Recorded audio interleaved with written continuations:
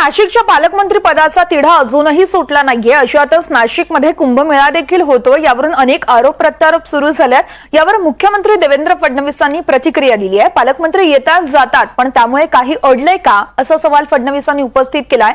तर दुसरीकडे पालकमंत्री पदावरून काही अडलं नाहीये, कारण कामं होतच नाहीयेत असा पलटवार संजय राऊत यांनी लगावला आहे।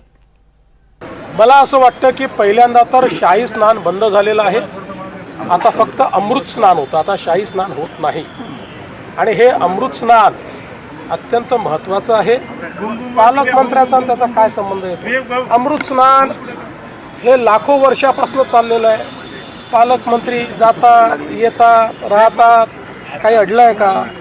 त्यामुळे काही काळजी करू नका। कुंभमंत्री आहेत, ते सगळं करतील।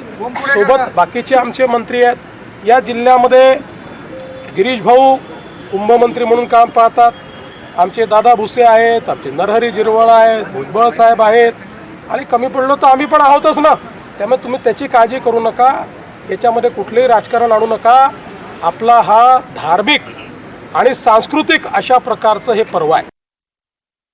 हे बरोबर बोललेलं आहे। पालकमंत्र्यांशिवाय काही अडलंय का? हे काय चुकीचं बोललं? मुळात सरकार या राज्याचे मंत्रिमंडळ आहे, त्यांच्याशिवाय काय अडलेलं नाही। मंत्री कामच करत नाही। मुख्यमंत्री नसले तरी पण राज्य चालते। पण नाशिकवर चाललंय काम, बाकीच्या ठिकाणी पालकमंत्री दिली नाही। जे बाकीच्या ठिकाणचे पालकमंत्री आहेत ते काय दिवे लावते एकदा बघून घ्या।